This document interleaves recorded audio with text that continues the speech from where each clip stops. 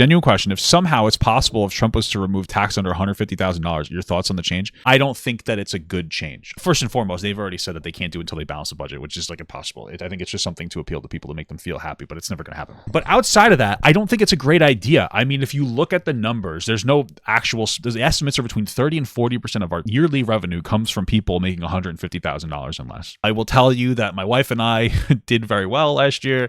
We made more than that collectively, the majority which comes from me. I live in New York. So in New York, maybe $150,000 collectively isn't a whole lot of money. But like in most states, if you make $150,000, your entire family makes $150,000, you don't need a tax cut for that. That doesn't mean that I'm not in favor of a restructure of our taxes. Specifically, I like the idea of some kind of a UBI or a negative income tax. And all a negative income tax is, and first of all, what it would do is help offset technology displacing jobs and driving down wages. Jobs are disappearing. Money's going more to the top. You go to a supermarket. What do you got? You see there self-checkouts at the supermarket.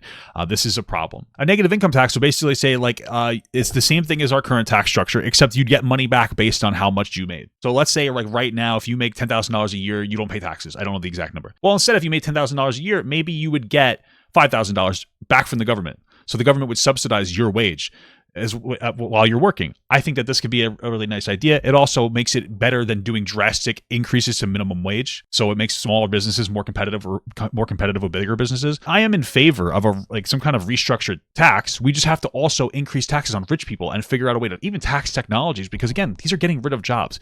And if we're having the conversation about how we want to artificially add a tremendous amount of tariffs to other countries selling goods to us, which will artificially raise the prices of these goods to employ more Americans in America, then I don't see how you couldn't justify taxing technology services to increase the price of our goods to artificially employ more people in America. So I think that this is the bigger issue. I think $150,000, I think it's a virtue signal to most people.